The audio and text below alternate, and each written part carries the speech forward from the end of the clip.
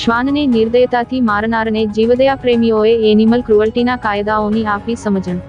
ભરૂચમાં આબોલ જીવો માટેના કાર્ય કરતી મનમૈત્રી સેવા ફાઉન્ડેશનને કેટલાક દિવસથી એક પરિવાર દ્વારા શ્વાનને નિર્દયતાથી મારવાનો મોબાઈલ વિડીયો વોટ્સએપના માધ્યમ મળ્યો, જેની તપાસ કરતા તે પરિવારને મળી એનિમલ ક્રુઅલ્ટીના કાયદાઓની સમજણ આપી તેઓને અવગત કરવામાં આવ્યા હતા.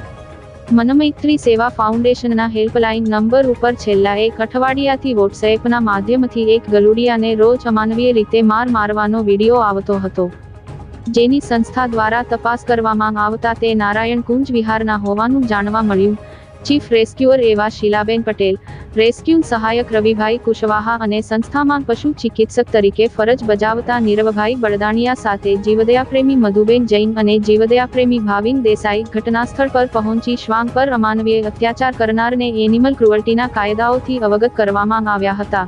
ત્યારબાદ ઈજાગ્રસ્ત શ્વાનને સંસ્થાની જ એમ્બ્યુલન્સમાં સંસ્થા પર લઈ જવામાં આવ્યું અને એની તબીબી તપાસ કરવામાં આવી હતી.